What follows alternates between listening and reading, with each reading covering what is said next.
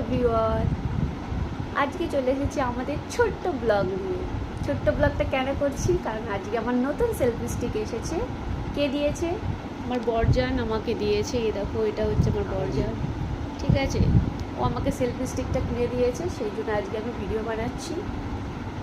কি করছে দেখো, অফিস থেকে এসেছে, আসার পরে এখনও কাজ করছে। ছেলেটা অনেক পরিশ্রমী। তোমরা আমার কাজ করছো, সরি।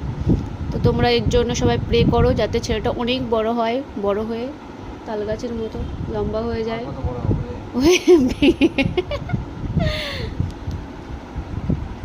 ঠিক আছে, আজকের ব্লগটা এতটা ছোটাই করে রাখলাম, বেশি আর কিছু বলতে পারছি না আমি, কারণ এটা আমার ফার্স্ট ব্লগ।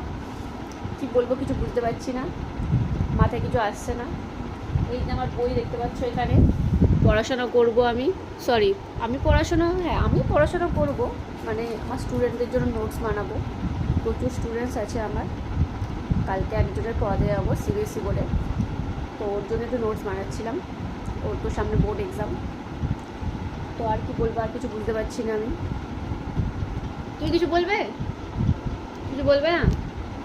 তাহলে আমার ব্লগটা এতটা ছোটোই হলো, কিন্তু এটা আমার ফার্স্ট ব্লগ, সারা জীবন মনে থাকবে আমার, ঠিক আছে এই ব্লগটার কথা।